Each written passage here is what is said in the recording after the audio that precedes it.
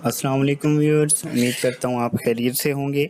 PK carriers and scholarship में आज हम बात करेंगे जो लेटेस्ट एडवर्टाइजमेंट पब्लिश हुई है, जो कि national engineering and scientific commission यानी कि नेस्कॉम ने एडवर्टाइज़ की हैं। इसमें national development complex, atomic energy commission और नेस्कॉम की तीनों की कंबाइंड पोजीशंस अनाउंस होती हैं।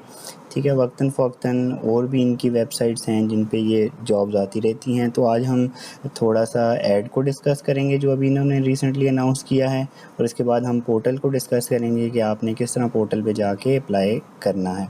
ठीक है, तो आप देख सकते हैं इन्होंने मुख्तलिफ़ किस्म की पोस्ट अनाउंस की हैं, काफ़ी सारी हैं। Assistant manager metallurgy, material sciences, mechanical design, civil engineering. ठीक है, तो उसमें इन्होंने इस मरतबा पोस्ट क्वालिफ़िकेशन एक्सपीरियंस भी रिक्वायर की है specific metallurgy, material sciences, mechanical design और सिविल के अंदर। ठीक है, और साथ में कुछ इन्होंने स्किल्स कैटेगोरिकली मेंशन की हैं कि ये स्किल्स आपको आनी चाहिए। ठीक है, उसके बाद assistant manager chemistry, analytical chemistry, physics और अप्लाइड फ़िज़िक्स के अंदर जो है पोजीशंस अनाउंस की हैं। फिर असिस्टेंट मैनेजर सॉफ्टवेयर, जिसमें काफ़ी सारे जो इंजीनियरिंग बैकग्राउंड्स हैं, software engineering, computer engineering, computer science, BSIT, MCS यानी master of computer science, master of IT।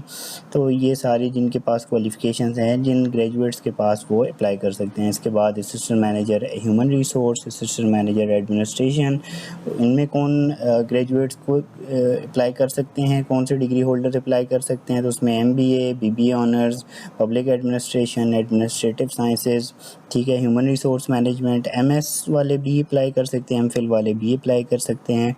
उसके बाद असिस्टेंट मैनेजर लीगल की पोजीशन है, जूनियर असिस्टेंट की पोजीशन है, फिर जूनियर चार्ज मैन की है, फिर जूनियर चार्ज मैन मुख्तलिफ़ किस्म की कैटेगरीज़ के अंदर और भी हैं, वो भी उन्होंने काफ़ी सारी पोजीशन अनाउंस की हैं।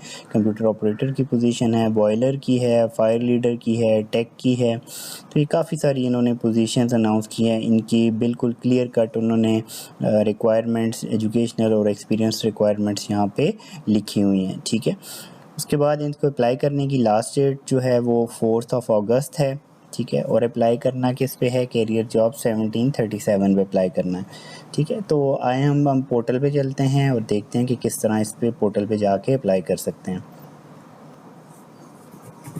पोर्टल पे अप्लाई करने के लिए आप सबसे आसान तरीका क्या है कि आपने क्या करना है, google.com पे जाना है। गूगल ओपन करते ही आपने कैरियर जॉब 1737.com लिखना है।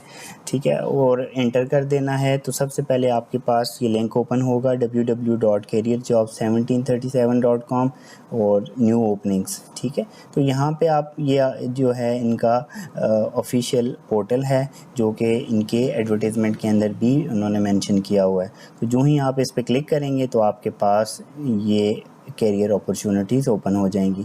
यहाँ होम पे जाएंगे तो यहाँ पे आपको मुख्तलिफ़ किस्म के ऑप्शंस मिलेंगे, जिसमें आप रजिस्टर कर सकते हैं अपनी प्रोफाइल को यहाँ पे। ठीक है, यानी अगर आप फ़र्स्ट टाइम यहाँ पे इस वेबसाइट पे हैं तो आप यहाँ पे सबसे पहले अपने आप को रजिस्टर करना होगा। फिर यहाँ पे अगर आपने अपनी प्रोफाइल को मॉडिफाई करना है, कुछ अपनी प्रोफाइल के अंदर चेंजेस करनी है, तो वो कर सकते हैं। एडवर्टीज़मेंट जो अभी इन्होंने अनाउंस की हुई हैं, 2 एडवर्टीज़मेंट अनाउंस की हैं। एक जो है जो मैंने अभी आपके साथ शेयर की थी वो है, और इसके बाद एक और इन्होंने मेडिकल ऑफिसर की भी पोजीशन अनाउंस की हुई हैं। ठीक है, और उसके बाद अपना कॉल लेटर जब आपको ईमेल और मैसेज आ जाएगा टेस्ट के लिए, तो आप अपना यहाँ से टेस्ट लेटर यहाँ पे या इंटरव्यू लेटर यहाँ से डाउनलोड कर सकते हैं। ठीक है, तो सबसे पहले चलते हैं कि आपने रजिस्टर किस तरह करना है। तो यहाँ पे आपने सबसे पहले रजिस्टर नाउ पे बटन पे सिंपली क्लिक कर लेना है। ठीक है, और जो ही आप रजिस्टर नाउ के बटन पे क्लिक करेंगे तो आपके पास कुछ इस तरह सा ऑप्शन आएगा। सबसे पहले आपके अपना CNIC नंबर एंटर करना है, फिर अपना ईमेल एंटर करना है, और फिर अपना पासवर्ड जो भी है वो एंटर करना है। यहाँ से अपने लिए कोई सीक्रेट क्वेश्चन सिक्योरिटी के लिए अपने अकाउंट के लिए वो एंटर करना है, और फिर उसका आंसर यहाँ पे लिखना है। जो भी क्वेश्चन आपने सेलेक्ट किया, फिर मिसाल के तौर पे आपने यहाँ पे अपना फेवरेट कलर चूज़ किया है रेड, तो वो यहाँ पे लिख दें, और वेरिफिकेशन के लिए यही कोड आप यहाँ पे इंटर कर लेंगे। जो ही आप रजिस्टर नाउ के बटन पे क्लिक करेंगे तो आपका अकाउंट उसी वक्त बन जाएगा, आपका नया अकाउंट इजीली बन जाएगा।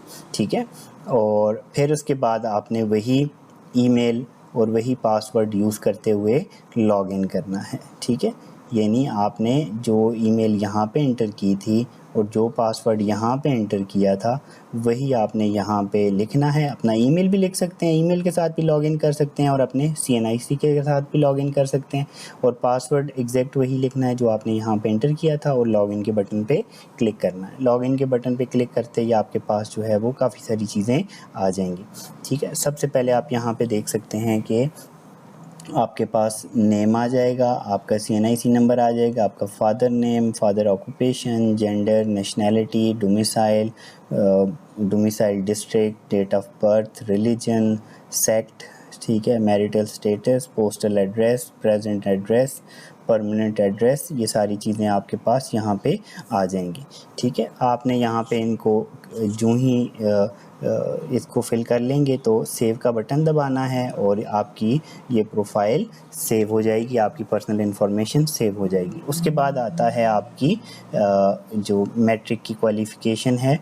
ठीक है, तो आप मैट्रिक की क्वालिफ़िकेशन पे आपने यहाँ पे अपनी मैट्रिक की क्वालिफ़िकेशन मैट्रिक सेलेक्ट करनी है, अपनी साइंस की डिग्री है, आर्ट्स की है वो लिखनी है, अपना इंस्टीट्यूट का नाम लिखना है, बोर्ड का नाम लिखना है, पासिंग ईयर है, टोटल मार्क्स लिखने हैं, ऑब्टेन मार्क्स लिखने हैं, अपना रोल नंबर लिखना है, रजिस्ट्रेशन नंबर लिखना है, अपनी स्पेशलाइजेशन लिखनी है, डिग्री स्टेटस लिखना है और पाकिस्तानी हैं जो भी हैं वो सारी डिटेल यहाँ पे लिखनी है और सेव एंड क्लोज़ का बटन दबा देना।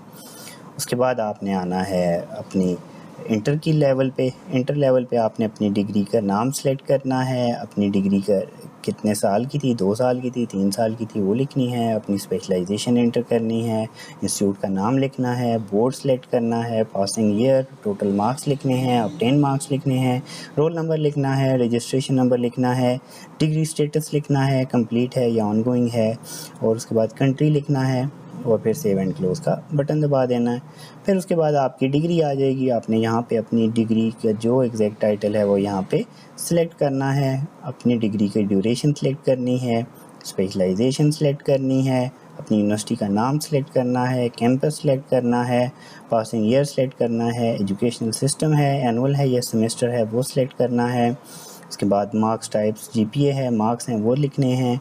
ठीक है, यहाँ पे टोटल मार्क्स या 3 GPA लिखना है, obtain marks, roll number, registration number लिखना है। अगर अवेलेबल है तो लिखते हैं तो बेहतर है, नहीं तो यहाँ पे स्टैटिक नहीं है, इट मीन्स कि ये कंपलसरी नहीं है। डिग्री स्टेटस लिखना है, कंप्लीट है या इन प्रोग्रेस है, कंट्री का नाम लिखना है जहाँ से आप ये एक्वायर की है और सेव एंड क्लोज़ का बटन दबाना है। ठीक है, उसके बाद अगर MS और MPhil है तो उस ये जब एग्जैक्ट हो जाएंगी तो उसके बाद आपने MS और MPhil की जो डिग्री है उसकी डिटेल भी आप इंटर कर सकते हैं। ठीक है, उसके बाद अपनी अगर आपने कहीं पे जॉब की हुई है ऑलरेडी तो जॉब हिस्ट्री पे क्लिक करके आपने अपनी प्रीवियस जो आपकी हिस्ट्री है जॉब की, किस डिपार्टमेंट में काम किया है, उस डिपार्टमेंट में आपकी क्या पोजीशन थी, कब से स्टार्ट किया, कब ख़त्म किया, ऑनगोइंग है, क्यों छोड़ा, ये सारी डिटेल आपने वहाँ पे एंटर कर देनी और सेव का बटन दबा देना। जो ही आप सेव का बटन दबाएंगे उसके बाद आपने क्या करना है, अप्लाई पे आ जाना है। ठीक है, आपकी जब प्रोफाइल बन जाएगी तो आप अप्लाई नाउ के बटन पे क्लिक करेंगे। ठीक है, और अप्लाई नाउ के बटन पे जो ही आपका अकाउंट लॉगिन हुआ होगा आप अप्लाई नाउ के बटन पे क्लिक करके अप्लाई नाउ पे क्लिक कर लेंगे, सेंटर सेलेक्ट करेंगे और अप्लाई कर देंगे। ठीक है, तो 2 ऑप्शन आपके पास होंगे। तो इंतहाई आसान है, इस हवाले से आपकी कोई भी क्वेरी हो आप पूछ सकते हैं। गुड लक, अल्लाह हाफिज़।